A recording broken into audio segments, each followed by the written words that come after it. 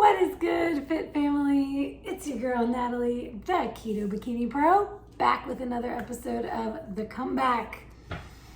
So, a couple weeks ago, I flew out to Las Vegas for WBFF Worlds 2022. This was my first time ever attending a WBFF Worlds event. And boy, let me tell you, I returned from Vegas with my tank full, overflowing, just ready to go, crush it for the last 15 weeks of my journey to the stage. So if you were not following along and you did not know, I did not compete at Worlds. About 6 weeks out to the show, I decided not to compete. I decided to go out to Vegas and be with the team and get some content, do some video shoots. We got some incredible content. Oh my gosh. In the desert, at the Airbnb, just incredible stuff. So if you don't follow me on Instagram, check out my Instagram. That's where I've been sharing those epic videos, the makeup that I just fell in love with that my girl Karen did for those shoots. And I have another YouTube video also that is a full recap of Worlds, the whole experience, the event, what WBFF Worlds is all about, what we were doing there, all that good stuff. So I'm gonna drop the link to that video in the description of this one so you can check that out. That is entitled Live from Vegas. I did a live and I shared that with my group live. And then I shared it here for you all to see and get a taste of what it's all about at Worlds. So if you're not yet in my Facebook group, if you are a female who is trying to transform her body with a ketogenic, low carb, carnivore, anything in that realm diet and weight training, holler at me on Facebook. My group is called Keto Bikini Secrets for Badass Boss Babes. So come in there and join us if you are not there yet. That is where I go live every single Monday night and we do a masterclass on every different topic that there is under the sun about keto and fitness. So without further ado, let's get into this prep update. So like I said, I came back revved up, amped up, ready to go, ready to drive this next leg of my journey like to another level. So I'm calling this Project Unrecognizable. It has officially begun.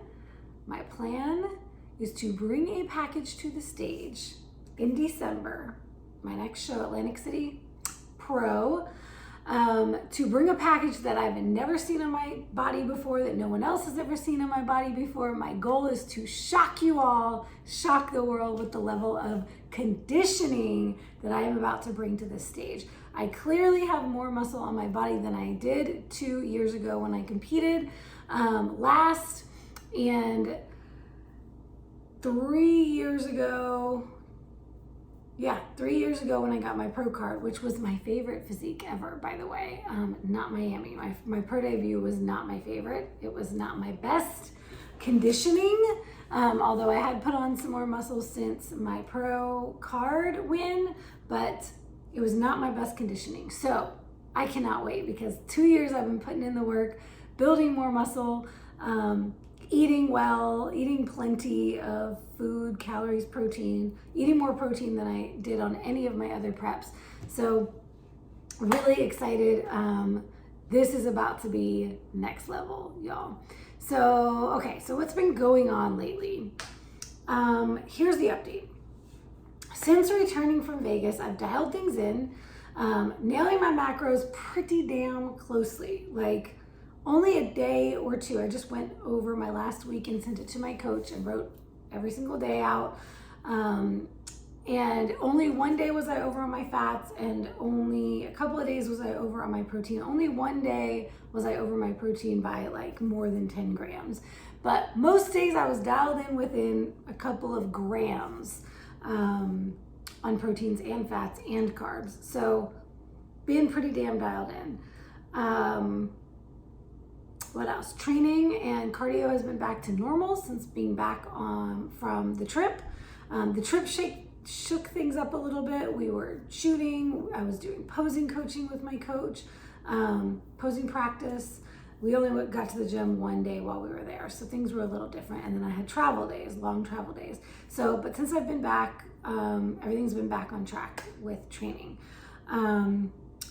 But nothing has changed. Nothing has changed on the scale. Body composition, scale and body composition numbers are all pretty much exactly as they were last week, within 0.1 or 0.2 pounds, skeletal muscle mass, body fat, and overall body weight. So really no changes, pretty much maintaining at this point, which I have to say, big thumbs down in my mind. I don't like that. Just like you, I've said this before, I'll probably say it a million times again. The scale can get to me too. Of course, I want to see progress, muscle growth or body fat loss on the scale, and it gets frustrating when I don't see that. So I'm a little peeved, but I understand it's part of the process. So what can I do at this stage? We have 14 more weeks until I'm on stage. It is absolutely not time for anything drastic. The goal here is to not do anything drastic anymore ever for a prep, so not trying to do anything crazy. But what can I do to maximize my results at this point? So first things first and foremost, sent my check-in to coach. I'm awaiting coach's feedback. That is the most important thing I can do right now. He is telling me what to do. I am the athlete, he is the coach. I am listening to my coach. So not changing the plan, not doing anything different, not going off of my own mental whatever's going on in my mind of, oh, maybe I should try this or maybe I should try that. Not trying anything, listening, waiting for my coach. So send him all the feedback that I'm actually about to share with you right now, of what I'm thinking and where my head is with things, and asked him for his guidance of what he wants me to do next, and I wait. Until I hear from him, I do exactly as I was already planned to do, my macros, my training, my cardio, my rest days, everything as he said. So while I wait for his feedback, here's what I'm planning. I suspect he will give me a refeed. Usually once we're at a place like this where everything's kind of stagnant, he gives me a refeed, and refeeds usually get things going again. Scale may go up afterwards for a day or two, and then it usually drops down to a new low. So I'm expecting that to happen. He told me last week that a refeed would be coming, because I haven't had a refeed since I was in Vegas at the end of that trip. But I am not pre-anticipating the refeed and giving myself a refeed, which I've done before, which when I came back from Vegas, I made a pact with myself, and that was I am going 100% in on trusting my coach, trusting the process, putting my progress, my prep in his hands and letting him lead. I'm the athlete. So no more anticipating anything I think he's gonna say. Ask him, wait, and then take action when he tells me to. So that's where I'm at. If he gives me a refeed, I'll take the refeed tomorrow or the next day or whenever he tells me to do it. In the meantime, here's what I'm doing, and this is what I told him. To optimize within my program that I already have, these are a few things that I'm changing. This past week, my energy has been low. I've been procrastinating going to the gym. I've been going later in the day. I haven't been feeling it. I haven't had like the energy and the stamina that I usually have in the gym. So I'm moving my weight training to the morning. I did this Friday and it felt a lot better, and my day went a lot better. So I'm gonna move my weight training from, it had been the last few days, it was before Friday, it was like 5 o'clock in the evening, and usually that is not a good time for me. That is when my energy is lower. So my goal is to move it to the morning, 9 a.m., 10 a.m., nothing crazy. I don't do the 5 a.m. stuff. I don't need to. I don't go to an office or anything. I set my own hours. Most of my clients are later in the morning or later in the day, 11 o'clock, 12 o'clock, and into the afternoon. So I have my mornings free. So 9 a.m., 10 a.m. Will be my plan for weight training. Excuse me, I just have to get my notes up here. Okay, so I'm gonna move my weight training earlier so I can have better energy and better workouts. I'm also gonna move my cardio earlier. I have been doing cardio last thing at night. There's some reasons I like that. I like to do that because I like to have cardio after my last meal of the day.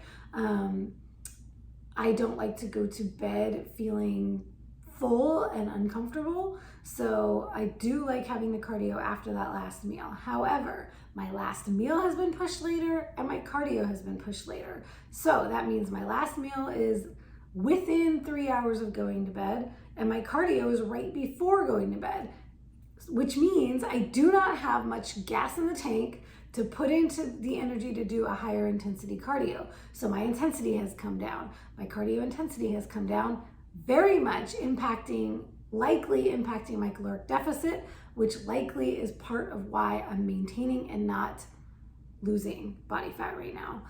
So I need more energy and more stamina and more endurance to be able to push myself in the cardio. So I'm looking at either still having my last meal and then doing my cardio, but moving it early enough to where I have time to digest and then I still have time to do my cardio and then I still have time to wind down before bed, or doing my cardio in the afternoon in between my second and third meals. Some days I do 2 meals, some days I do 3 meals. So moving it earlier into the afternoon. So that's some timing I'm playing with. The other thing is, as I just mentioned, moving my last meal earlier in the evening. So not only that, I want to move my bedtime earlier. So I have been like midnight, some nights after midnight, 1 a.m., 1:30, just difficult to wind down at night, difficult to get that good sleep, and likely not recovering as well, which means I'm not going to be building the muscle I want to build doing this recomp. Also, not getting enough sleep impacts fat loss. So basically, it's keeping me from being in that recovery state that I need to be in. Need to let that cortisol drop. Need to let the melatonin rise. Working with my body's natural circadian rhythm the way it's supposed to be. So these things are I'm putting these things in place to optimize my circadian rhythm, get myself into a good state, get my hormones into a good state, and recovering better, sleeping better, digesting better, and having more energy, more strength, more stamina for my workouts to push the caloric deficit, but also to push the muscle building response. So that's the main thing. And then a couple of other things I'm also doing is one little change with my foods. Most of the time my food's pretty much the same. I do beef, I do eggs. I used to do a lot more lamb. I'm not doing it as much anymore because I don't have as many fats to play with. But when I can try to get it even at least 2 ounces, a little bit of lamb in there, which I may start doing again because I feel really good with lamb. I do really well with lamb. But beef or lamb or other red meats, eggs every day. Sometimes I do chicken. I've been doing a little more chicken. Sometimes I do turkey, but I don't do as well on turkey. I have been doing a lot of egg whites lately, and I know my body does not thrive on egg whites without the yolks. So when I'm cooking my eggs and I add a little bit of egg whites to my eggs to get a little more protein, that's not really an issue. I'm getting it with the yolks of the other eggs. But when I'm doing egg whites by themselves, there can be issues with my gut, with my digestion. So I've been doing these egg white puddings a la Maria Emmerich, protein sparing puddings, or with my protein powder and like these puddings or ice creams or desserts. So I'm cutting back or cutting out those things. I also add gelatin a lot of the time to that to make it the right consistency. That can impact my gut, my bowels. Yep, not afraid to talk about poop here, guys. It's important. It is a very important marker of health. And so when things are changing there, you know that something's not right. So I do love my protein powders, my protein puddings, and my protein desserts. But we just got a new shipment of our favorite Equip Prime Protein, chocolate, vanilla, and strawberry, all stocked up. And we pre-ordered the new peanut butter, which is coming in mid-September. So we're stocked up on protein powders. I can do a protein shake in the middle of the day. That doesn't impact my gut the same way the desserts do.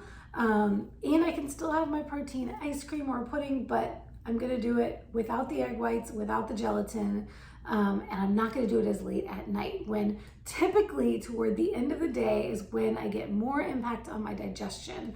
So kind of a little digression, but I have low stomach acid, have for many years. I use apple cider vinegar and betaine HCl to control that. But my first meal of the day is usually much easier to digest for me than my last meal of the day. So throughout the day, my stomach acid gets lower and lower. My enzymes are not working as well, or I have fewer digestive enzymes that are working on my behalf later in the day. So even though I'm taking my supplementation, digestion slows by the end of the day. So something that I can do is just make sure that I'm not eating as late and I'm not eating as much that late. So typically if I would do my dinner late, then I also need to get that protein dessert in to get the rest of my protein in for my day. Now it's like not quite doubling the protein, but it's a lot of protein to digest at the end of the day. So, so I'm cutting back on those. I would actually, part of my goal at this point is to cut way back on the desserts in general, not have them every night. They've become this default. Every night I'm looking forward to it. And I am very much a proponent of, if you're attached to it, it probably needs to go, because we shouldn't be that attached to anything. And I can see that it's an addiction. Like, I really love that sweet taste. I love that, having that dessert experience, that ritual. And even though it's healthy and it's protein, there's more to it than just the macros. So cutting down and cutting those out, cutting back on just how much protein powder I'm using, and shifting to more real food protein meals.